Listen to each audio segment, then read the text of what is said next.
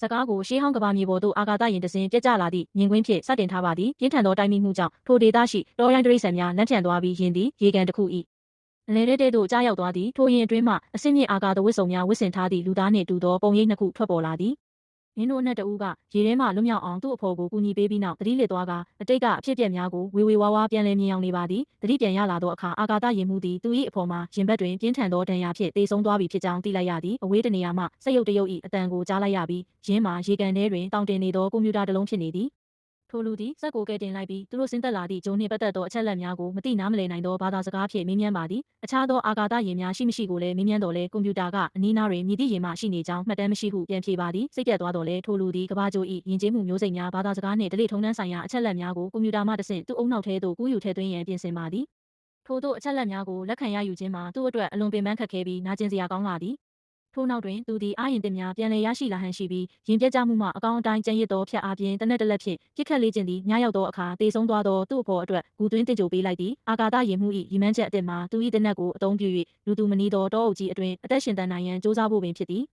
ရှာဖွေရေးလုပ်နေစဉ်အတွင်းလူသားမဟုတ်သောအရာတစ်ခုခု၏တိုက်ခိုက်ခြင်းခံထားရသည့်ပျက်စီးဆုံးပစ်ထားသောရွာတစ်ရွာအနီးတွင်ဝေလငါးအသေးကောင်ကြီးတစ်ခုကိုတွေ့ရှိခဲ့သည်တစုံတစ်ယောက်ကသူ့ကိုစောင့်ကြည့်နေသည်ကိုသတိပြုမိသဖြင့်သူထွက်ပြေးတော်လဲမြင်းစည်းသမားတဦး၏ကြားဖြတ်တိုက်ခိုက်မှုကိုခံရကသတိလစ်သွားပြီးသူ၏လက်နက်လည်းမြစ်ထဲသို့ကျသွားခဲ့သည်သတိလစ်နေစဉ်အတွင်းသူ့ကိုတစ်သားတစ်တိုင်းများဖြင့်ကာရန်ထားသောဘိုက်ကင်းရွာတစ်ရွာသို့ဖမ်းဆီးခေါ်ဆောင်သွားကြသည်ရွာ၏ခမ်းမဆောင်ကြီးအတွင်း၌လူငယ်မလေးဖရိုင်ယာနှင့်သူမ၏ဖခင်ဘုရင်ရော့ကာတို့ဓာရေးလေ့ကျင့်နေကြသည်ဖရိုင်ယာကသူမအနေဖြင့်ထီးနှန်းကိုလောဘတက်နေသောဝူဖရစ်နှင့်လက်ထပ်မီမဟုတ်ကြောင်းဖခင်ဖြစ်သူကိုပြောကြားသည်လေ့ကျင့်မှုအပြီးတွင်ဖခင်ဖြစ်သူကသူမ၏ပုခုံးကိုထိခိုက်မိသွားသဖြင့်ပြန်လည်ကုသပေးရန်ဆုံးဖြတ်လိုက်သည်ထိုအချိန်တွင်ဝူဖရစ်ရောက်ရှိလာတော့လဲသူ၏ထောင်လွှားသောအမှုအရာကြောင့်ဖရိုင်ယာကသူ့ကိုမနှစ်မြို့ပဲထွက်ခွာသွားသည်ရော့ကာနှင့်ဝူဖရစ်တို့သည်အနီးအနားရှိရွာတစ်ရွာပျက်စီးသွားသည့်အကြောင်းကိုဆွေးနွေးကြပြီးဝူဖရစ်ကမင်းတို့သွားရောက်စစ်ဆေးစဉ်အတွင်းလူစိမ်းတအုပ်ကိုဖမ်းဆီးရမိခဲ့ကြောင်းထိုလူသည်ညီတိရွာသားနှင့်မျှမတူကြောင်းပြောပြသည်အာကာသယာဉ်မှုကိုရွာသားများရှေ့တွင်ထုတ်ပြရာရွာသားများကသူ၏ဝတ်စုံကိုကြည့်ပြီးအံ့ဩလောင်ပြောင်ကြသည်ဝူဖရစ်ကထိုလူကိုစစ်ဆေးမေးမြန်းရန်တဲတစ်ခုအတွင်းသို့ခေါ်သွားသည်သူ၏အမည်ကိုမေးမြန်းရာတွင်သူကကီနန်ဟုဖြေကြားသည်ကီနန်ကသူသည်မြောက်ဘက်ကျွန်းစုတစ်ခုမှလာသူဖြစ်ပြီးနဂါးများကိုလိုက်လံနှိမ်နင်းနေခြင်းဖြစ်ကြောင်းလိန်ညာပြောဆိုတော်လဲဘိုက်ကင်းများကမယုံကြည်ကြဘဲအနီးနားရှိရွာကိုတိုက်ခိုက်သူမှာသူသာဖြစ်သည်ဟုယူဆကြသည်ကီနန်ကထွက်ပြေးရန်ကြိုးစားတော်လဲဘိုက်ကင်းများကသူ့ထက်ပိုမိုတန်မာကြသည်ကီနန်သည်မိဘူးတိုက်ထားသောတန်ချောင်းကိုအသုံးပြု၍ထွက်ပြေးရန်ထပ်မံကြိုးစားစဉ်တွင်ဝူဖရစ်၏ခိုင်းစေချက်အရဖရိုင်ယာသည်သူ့ကိုပြုစုရန်ရောက်ရှိလာသည်နေဝင်ချိန်တွင်ရော့ကာကထိုလူစိမ်းအကြောင်းဝူဖရစ်ကိုမေးမြန်းရာဝူဖရစ်ကသူသည်ပူးပေါင်းဆောင်ရွက်ခြင်းမရှိကြောင်းပြန်ပြောသည်ရော့ကာကပျက်စီးသွားသောရွာ၏ခေါင်းဆောင်ဂန္နာကိုရှာဖွေပြီးယခုတိုက်ခိုက်မှုမှာတင်းတို့လက်ချက်မဟုတ်ကြောင်းရှင်းပြရမည်ဟုဆိုသည်ဝူဖရစ်ကမူဂန္နာအပေါ်ရန်ညှိုးရှိနေသဖြင့်တွန့်ဆုတ်နေသည်ဂန္နာသည်ဝူဖရစ်၏ဖခင်ရွာ၏ဘုရင်ဟောင်းကိုတက်ခဲ့သူဖြစ်သည်သို့သောရော့ကာကဝူဖရစ်၏ဖခင်မှာမစင်မကျင်လှုပ်ဆောင်ခဲ့ခြင်းကြောင့်သာသေဆုံးရခြင်းဖြစ်ကြောင်းဝူဖရစ်ကိုထိုကဲ့သို့အဖြစ်မျိုးမကြုံစေခြင်းကြောင်းရှင်းပြသည်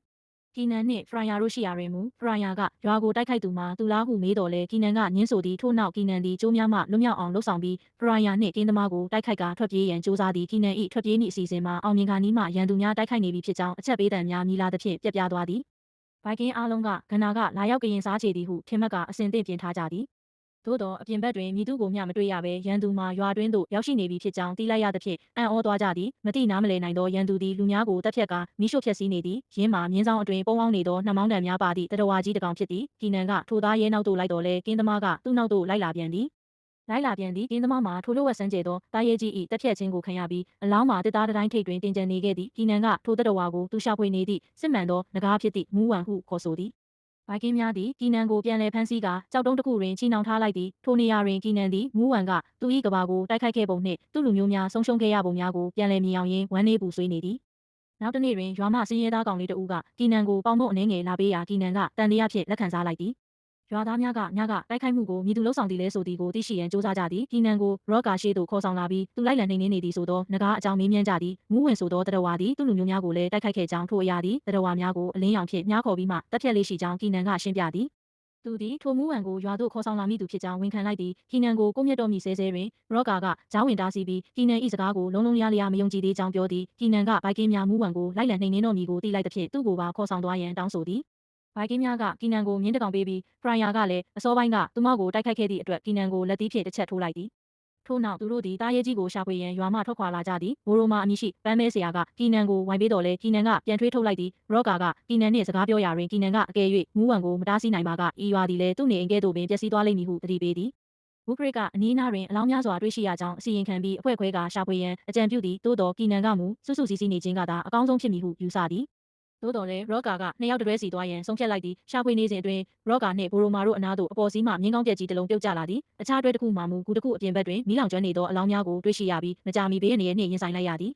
ကူအတွင်းမှအော်ဟစ်တန်များကိုကြားရသဖြင့်အားလုံးစုယုံကအတွင်းသို့ဝင်သွားကြသည်ထိုနေရာတွင်ဝက်ဝံကြီးတစ်ကောင်နှင့်တိုက်ခိုက်ကြပြီးအခက်အခဲများကြားမှနှိမ်နင်းနိုင်ခဲ့သည်တိုက်ပွဲအတွင်းကီနန်ကသူ၏ဓာတ်ဖြင့်ဝက်ဝံကိုအပြတ်တက်ဖြတ်လိုက်နိုင်သည်ရော့ကာသည်ကီနန်၏စွမ်းဆောင်ရည်ကိုကြည့်ပြီးသူ့ကိုအသက်ပေးမှချမ်းသာခွင့်ပေးကလွတ်လပ်ခွင့်ပေးလိုက်သည်ရွာသားများသည်ဝက်ဝံကိုနှိမ်နင်းနိုင်သည့်အတွက်အောင်ပွဲခံစားတော့ပွဲကျင်းပကြသည်ထိုပွဲတွင်ကီနန်သည်ရွာသားများ၏ဝတ်စုံကိုဝတ်ဆင်၍ပြန်လည်ရောက်ရှိလာသည်အားလုံးကသူ့ကိုနှွေးထွေးစွာကြိုဆိုကြပြီးသူသည်ရော့ကာနှင့်အတူစပွဲဝိုင်းတွင်ထိုင်သည်ညစာစားနေစဉ်ကီနန်ကိုပေါင်မုံပေးခဲ့သောကောင်လေးရောက်လာရာကီနန်ကဝက်ဝံကိုတက်ခဲ့သောဓာကြီးကိုခဏတာကင်ကြီးခွင့်ပြုလိုက်သည်ထိုကောင်လေး၏အမည်မှာ Eric ဖြစ်ကြောင်းသိလိုက်ရသည် Eric ၏မိဘများတိတ်ဆုံးသွားပြီဖြစ်သဖြင့်ရွာသားများကဆော့ရှောက်ထားခြင်းဖြစ်ကြောင်းရော့ကာကရှင်းပြသည်ဝူဖရစ်ကဒိုင်းလွားဟုခေါ်သောကစားနည်းတစ်ခုကိုစတင်ပြီးကီနန်ကိုစိန်ခေါ်သည်လူများကဒိုင်းလွားများကိုအသုံးပြု၍လမ်းကြောင်းတစ်ခုပြုလုပ်ပေးထားပြီးပြိုင်ပွဲဝင်များကရင်းပေါ်မှလမ်းလျှောက်ကျော်ဖြတ်ရခြင်းဖြစ်သည်ကီနန်သည်ဟန်ချက်ပြက်ပြီးဘိုရိုမာအပေါ်သို့ပြုတ်ကျသွားတော်လဲဝူဖရစ်ကလောင်ပြောင်ခြင်းမပြုဘဲကူညီထူမပေးလိုက်ရာကီနန်ကိုရွာသားတအုပ်အဖြစ်ယုံကြည်လက်ခံလိုက်ပြီးဖြစ်ကြောင်းပြသလိုက်သည်စားတော့ပွဲအပြီးတွင်ကီနန်သည်ဖရိုင်ယာနှင့်တွေ့ဆုံသည်ဖရိုင်ယာကသူမ၏ဖခင်ကိုကူညီပေးခဲ့သည့်အတွက်ကျေးဇူးတင်စကားပြောသည်သို့တော်ကီနန်ကရွာသားများကိုတက်ခဲ့သည်မှာဝက်ဝံမဟုတ်ဘဲမူးဝံသာဖြစ်ကြောင်းရင်းသည်မြည်သည့်အချိန်တွင်မဆိုပြန်လာနိုင်ကြောင်းသတိပေးသည်ရုတ်တရက်ကန်နာ၏ဘိုက်ကင်းအဖွဲ့ကရွာကိုဝင်ရောက်တိုက်ခိုက်လာသည်နှစ်ဖက်စလုံးဓာချင်းရှင်ပြိုင်တိုက်ခိုက်ကြပြီးကီနန်နှင့်ဖရိုင်ယာတို့ကရန်သူအချို့ကိုတပ်ဖြတ်နိုင်သည်ရော့ကာသည်ကန်နာနှင့်ရင်ဆိုင်ရပြီးမြေပြင်ပေါ်သို့လဲကျသွားသည်ကီနန်ကရော့ကာကိုကယ်တင်ရန်ရောက်လာတော့လဲဂန်နာ၏လူများကနင်းတို့ဘက်မှရှုံးနေပြီဖြစ်၍စုတ်ခွာရန်အချိန်တန်ပြီဟုပြောကာဂန်နာကိုဆွဲခေါ်သွားကြသည်ဂန်နာကထွက်ခွာသွားစဉ်တွင်ရော့ကာကိုသူ၏မိသားစုနှင့်လူမျိုးများကိုတပ်ဖြတ်သူအဖြစ်ကျိန်ဆဲသွားသည်တိုက်ခိုက်မှုအပြီးတွင်ရွာသားများပြန်လည်ပြုပြင်နေစဉ်ဖရိုင်ယာကဂန်နာအကြောင်းကိုကီနန်ကိုပြောပြသည်လွန်ခဲ့သောနှစ်ပေါင်းများစွာကဝူဖရစ်၏ဖခင်သည်ဖရက်လူမျိုးများကိုတိုက်ခိုက်ရန်ရွာအားလုံးကိုစုစည်းခဲ့တော်လဲဂန်နာကရောက်မလာခဲ့ပေရင်းကိုတစ္ဆာဖောက်မှုဟုယူဆခဲ့ကြသဖြင့်ရွာနှစ်ရွာမှာရန်သူများဖြစ်ခဲ့ကြခြင်းဖြစ်သည်ဂန်နာ၏အဖွဲ့သည်ဝူဖရစ်တို့ကိုနောက်ထပ်တိုက်ခိုက်ရန်စီစဉ်နေကြသည်ထိုစဉ်အဖွဲ့ထဲမှတဦးကအပေါ့ပါသွားရန်ခွဲထွက်သွားစဉ်ရေကန်ထဲတွင်ပုံနေသောမူးဝံ၏တိုက်ခိုက်ခြင်းကိုခံရသည်ဂန်နာ၏လူများမှာဝူဖရစ်တို့၏ကြားဖြတ်တိုက်ခိုက်မှုဟုထင်မှတ်နေစဉ်တဦးပြီးတဦးအသက်ခံရသည်ဂန်နာသည်တားရဲကြီးနှင့်ရင်ဆိုင်ရတော့လဲမကြောက်မရွံ့တိုက်ခိုက်ရန်ဆုံးဖြတ်လိုက်သည်ရွာသို့ဂန်နာ၏လူအချို့အော်ဟစ်လျက်ရောက်လာပြီးအသက်ဘေးမှလွတ်ရန်အထဲသို့ပေးဝင်ဖို့တောင်းပန်ကြသည်သို့တော်ဝူဖရစ်ကရင်းမှာထောင်ချောက်ဖြစ်သည်ဟုယူဆကလေးသမားများကိုပြစ်ခတ်ရန်အမိန့်ပေးသည်လူများကြားတွင်မူးဝံ၏ရန်မှလွတ်မြောက်လာသောဂန်နာလည်းပါဝင်နေပြီးအကူအညီတောင်းနေသည်များတံကြောင့်လူအချို့တေဆုံးသွားတော်လဲဂန်နာကမူလွတ်မြောက်သွားသည်ကီနန်ကပြစ်ခတ်မှုကိုရပ်တန့်ခိုင်းပြီးရန်သူများအထဲဝင်နိုင်ရန်ရွာတကားကိုဖွင့်ပေးလိုက်သည်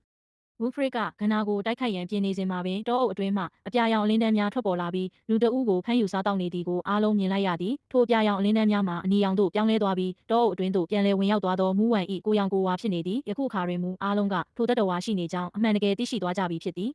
်ခန်းမဆောင်တွင်၌ဝူဖရစ်နှင့်ဂန်နာတို့အခြေတင်ဖြစ်ကြပြီးဂန်နာကမူးဝံကိုတိုက်ခိုက်ခြင်းမှာကြောက်တတိုင်းကိုထုနေရတဲ့ကဲ့သို့ပင်ဖြစ်ကြောင်းပြောသည်ကီနန်ကမူးဝံကိုကွင်းပြင်တွင်တိုက်ခိုက်ရန်မဖြစ်နိုင်သဖြင့်ထောင်ချောက်ဆင်ရမည်ဟုအကြံပေးသည်ဝူဖရစ်ကကီနန်၏အစီအစဉ်ကိုမယုံကြည်ဘဲသူသည်အင်းတို့အထဲမှတဦးမဟုတ်ကြောင်းပြောဆိုကန့်ကွက်သည်သို့တော်ကီနန်ကဝူဖရစ်သည်ဝက်ဝံနှင့်ဂန်နာတို့၏တိုက်ခိုက်မှုဟုအထင်မှားခဲ့တဲ့ကဲ့သို့ယခုလည်းမှားနေကြောင်းပြန်လည်တုံ့ပြန်သည်အင်းတို့နှစ်ဦးတိုက်ခိုက်တော်မူဆဲတွင်ရော့ကာကကြားဝင်ဖြန့်ဖြေပေးပြီးကီနန်၏အစီအစဉ်အတိုင်းလှုပ်ဆောင်ရန်ဆုံးဖြတ်လိုက်သည်နောက်တစ်နေ့တွင်ရွာတကားဝ၌ထောင်ချောက်တစ်ခုတိဆောက်ကြပြီးကီနန်ကလောင်စာစီများကိုတောင်းဆိုသည်ရင်းတို့သည်ပေပေါင်းများစွာနဲ့သောတွင်းကြီးတွင်ကိုတူးပြီးတဲတလုံးကဲ့သို့ဖုံးအုပ်ထားလိုက်သည်တွင်းထဲတွင်ချွန်ထက်သောတိုင်များကိုစိုက်ထူကာစီများဖြင့်ဖြည့်ထားသည့်အစီအစဉ်များအစဉ်သင့်ဖြစ်သောအခါရော့ကာကကီနန်ကိုရွာသားတဦးအဖြစ်အတိအမှတ်ပြုကာယာရုတစ်ခုပေးအပ်သည်ထိုအချိန်တွင်ယမန်နည်းများကတိုက်ခိုက်ခံရသူတဦးမှာအလောင်းများကြားတွင်တတိယလာတော်လဲမူးဝံ၏တပ်ဖြတ်ခြင်းကိုထပ်မံခံလိုက်ရသည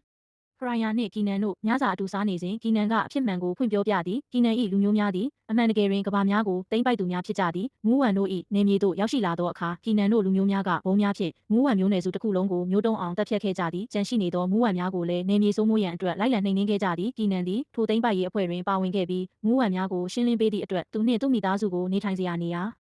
ာပေးအပ်ခြင်းခံရသည်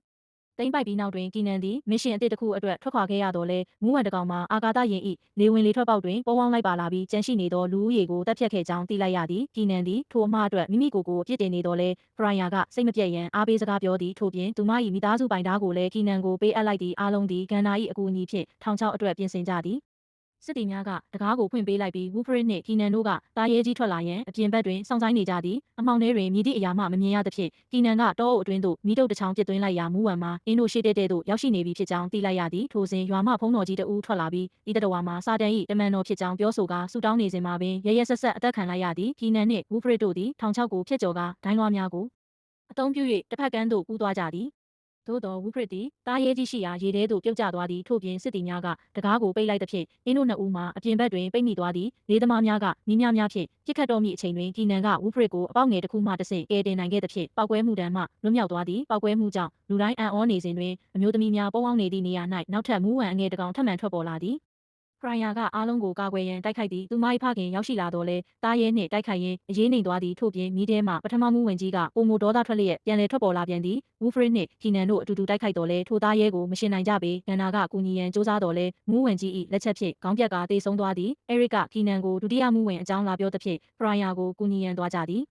ကံမကောင်းစွာဖြင့်ပင်ဖရိုင်ယာသည်တိုက်ပွဲတွင်တေဆုံးသွားသော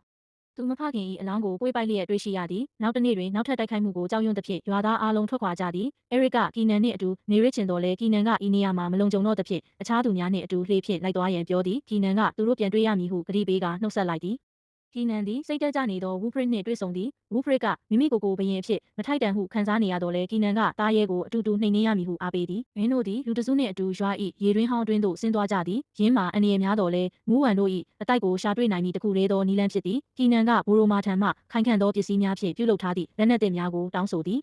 ကီနန်ဖရိုင်ယာနှင့်ဝူဖရစ်တို့သည်အာကာသယာဉ်ပြတ်ကျခဲ့သည့်ရေကန်သို့သွားကလိုအပ်သောပစ္စည်းများကိုရေငုပ်၍ရှာဖွေကြသည်ကီနန်ပစ္စည်းချို့ရရှိလာတော့လဲရေအောက်တွင်မူးဝံတစ်ကောင်၏တိုက်ခိုက်မှုကိုခံရသည်သူရေမျက်နှာပြင်သို့ပြန်ရောက်လာသောအခါသူတို့စီးလာသောလေမှာပျက်စီးနေပြီးဝူဖရစ်ကိုသာတွေ့ရကဖရိုင်ယာပျောက်ဆုံးနေသည်ဘိုရိုမာသည်အခြားသားများထက်ပိုမိုကြီးမားခိုင်ခန့်သောဓာတ်အသစ်တစ်လက်ကိုအောင်မြင်စွာထုတ်လုပ်ပေးလိုက်သည်ကီနန်သည်ပြင်ဆင်မှုများအပြီးတွင်ရေတွင်းထဲသို့ဆင်းသွားကမြေအောက်ကူတစ်ခုကိုတွေ့ရှိသည်အခြားသူများကိုစောင့်ဆိုင်ပြီးနောက်ရှေ့သို့ဆက်တက်ကြသည်ဖရိုင်ယာသည်အလောင်းများပြည့်နှက်နေသောသားရဲတို့၏အတိုက်ထဲတွင်ထိတ်လန့်စွာနိုးလာသည်သူမထွက်ပြေးရန်စ조사စဉ်သားရဲတစ်ကောင်ကတွေ့သွားတော်လဲကျူးကျော်သူများရှိနေကြောင်းသိလိုက်သဖြင့်သူမကိုထားခဲ့ပြီးကီနန်တို့နောက်သို့လိုက်သွားသည်ကီနန်၏အဖွဲ့သည်ချော်ရည်များရှိသောဂူအတွင်းသို့ရောက်ရှိသွားသည်မကြာမီတိုက်ခိုက်ခံရပြီးမူးဝံငယ်ကိုဒဏ်ရာရအောင်လုပ်နိုင်ခဲ့တော်လဲဘိုရိုမာပါဝင်လူအချို့တေဆုံးသွားသည်ဖရိုင်ယာသည်ပြန်လည်ထလာပြီးသူတို့တဦးကိုတဦးအော်ဟစ်ခေါ်ယူကြသည်အမှောင်ထဲသို့မဝင်မီဖရိုင်ယာကအနေရရှိနေကြောင်းသိလိုက်ရပြီးဒဏ်ရာရနေသောမူးဝံမှာအတန်ကိုသာ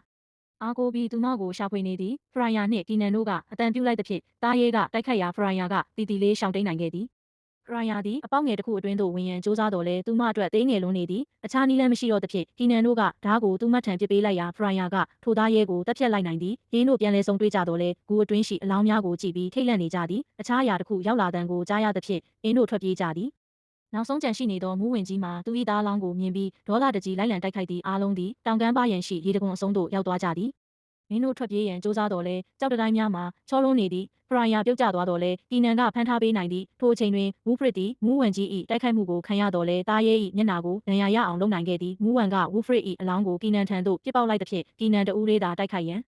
ကြံရစ်တော်သည်ကီနန်သည်ဂူအတွင်းသို့ပြန်ဝင်ပြီးတားရဲ၏နှမောင်းတစ်ခုကိုဖျက်တောက်လိုက်သည်သွေးချေရာနောက်သို့လိုက်ရင်းကီနန်သည်အခက်အခဲများကြုံတွေ့နေရစဉ်ဖရိုင်ယာကနောက်ွယ်မှတိုက်ခိုက်ပေးသဖြင့်ကီနန်ကတားရဲကိုအပြတ်အသက်တိုက်ခိုက်ရန်အခွင့်အရေးရသွားသည်သို့သောတားရဲကကီနန်ကိုကမ်းပါအစွန်းသို့ဆွဲခေါ်သွားပြီးဖရိုင်ယာကကီနန်ကိုဖမ်းထားစဉ်မှာပင်ကီနန်ကသူ၏ဓာတ်ဖြင့်တားရဲ၏လက်ကိုဖျက်လိုက်ရာတားရဲကြီး၆ထဲသို့ပြုတ်ကျသွားသည်နင်းတို့နှစ်ဦးတေလူမျောပါဖြစ်နေသောဝူဖရစ်ထံပြန်လာရာ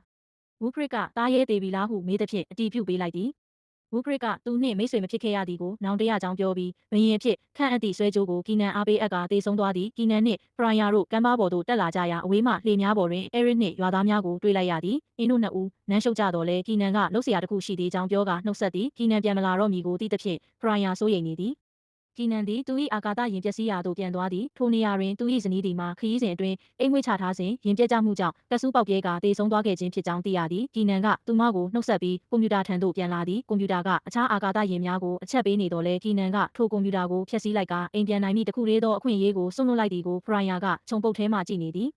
ဇသိမ်းပိုင်းတွင်ဖရိုင်ယာကဝူဖရစ်နှင့်ရော့ကာတို့ကိုဘိုက်ကင်းတို့၏အမြင့်ဆုံးဂုဏ်ပြုမှုများဖြင့်တင်ကြိုခဲ့ပုံကိုပြန်လည်ပြောပြသည်တစ်ချိန်ကသူစိမ့်ဖြစ်ခဲ့သောကီနန်သည်အင်းတို့၏ဘရင်အသစ်ဖြစ်လာပြီးဖရိုင်ယာမှာမိဖုရားအဲရစ်မှာမွေးစားသားဖြစ်လာခဲ့သည်နတ်ဖျားများဆေလွတ်လိုက်သောကီနန်သည်အိမ်ပြန်နိုင်မည့်အခွင့်အရေးကိုစွန့်လွတ်ကာနင်းတို့နှင့်အတူနေထိုင်ရန်ဆုံးဖြတ်ခဲ့သည့်အကြောင်းကိုပြောပြရင်းဇာကားပြီးဆုံးသွားပါသည်